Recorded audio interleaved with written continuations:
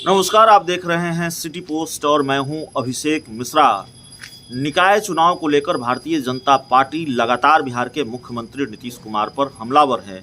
निकाय चुनाव में जो अड़चनें आ रही हैं, निकाय चुनाव को लेकर जो फैसले आए हैं अदालतों के द्वारा, उसको लेकर भारतीय जनता पार्टी नीतीश कुमार पर निशाना साधती रही है। बीजेपी ने ये कहा है ये सब कुछ नीतीश कुमार की जिद की वजह से हो रहा है। नीतीश कुमार अपनी जिद पर अड़े रहे हैं और उन्होंने भारतीय जनता पार्टी की सलाह नहीं मानी है, इसलिए ये सब कुछ हो रहा है।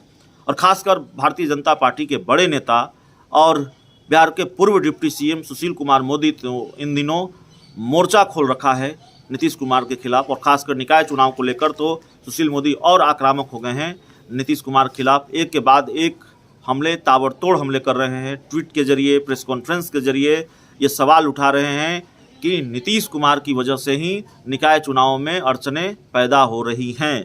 सुशील मोदी ने एक बार फिर हमला किया है और कहा है कि चुनाव फिर स्थगित होने की गारंटी नीतीश कुमार दें, सरकार की नीयत में अति पिछड़ों के लिए खोट है। पूर्व डिप्टी सीएम सुशील मोदी का बयान है, उन्होंने कहा कि नीतीश कुमार की नीयत में खोट है, इसलिए सुप्रीम कोर्ट के आदेश की धज्जियां उड़ाकर जेडीयू आरजेडी नेताओं की कमेटी से रिपोर्ट बनवाकर चुनाव कराने का दिखावा कर रहे हैं। नीतीश कुमार गारंटी लें कि बिहार में नगर निकाय चुनाव फिर से स्थगित नहीं होगा। अति पिछड़ों पर नीतीश कुमार को भरोसा नहीं रहा, इसलिए राजनीतिक पिछड़ेपन की पहचान से संबंधित आधी अधूरी रिपोर्ट आनन फानन में तैयार कराने का दिखावा किया गया। सरकार ने इस रिपोर्ट को सार्वजनिक नहीं किया क्योंकि ये रिपोर्ट सामने आती तो सरकार की पोल खुल जाती। उन्होंने कहा कि सरकार की नीयत में खोट थी, तभी निकाय चुनाव में अति पिछड़ों को आरक्षण देने के लिए सुप्रीम कोर्ट के आदेश के मुताबिक विशेष आयोग बनाने की बजाय अति पिछड़ा वर्ग आयोग को ही अधिसूचित कर नया टास्क सौंप दिया गया है।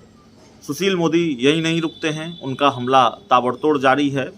यह भी सवाल उठा रहे हैं कि आखिर आयोग की रिपोर्ट को सरकार ने सार्वजनिक क्यों नहीं किया, और जाहिर है इसलिए सार्वजनिक नहीं किया कि अगर करते तो सरकार की पोल खुल जाती। सुशील मोदी ने कहा कि अति पिछड़ा वर्ग आयोग सुप्रीम कोर्ट की गाइडलाइन के अनुरूप डेडिकेटेड आयोग नहीं है।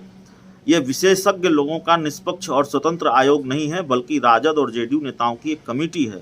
इस कमेटी ने मुख्यमंत्री की इच्छा के अनुसार रिपोर्ट तैयार कर दी।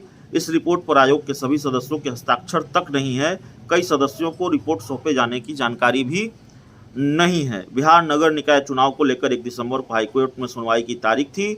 हाईकोर्ट में फजीहत के डर से आयोग ने खानापूर्ति कर सरकार को रिपोर्ट सौंप दी। सर्वे भी जल्दबाजी में कराया गया। इस रिपोर्ट के आधार पर चुनाव की तारीखों का ऐलान कर दिया गया है और इसीलिए सुशील मोदी गारंटी नीतीश सरकार से मांग रहे हैं कि आप गारंटी दीजिए कि निकाय चुनाव अब नहीं टलेगा। फिलहाल इस रिपोर्ट में इतना ही, इस खबर में इतना ही। बहुत बहुत धन्यवाद।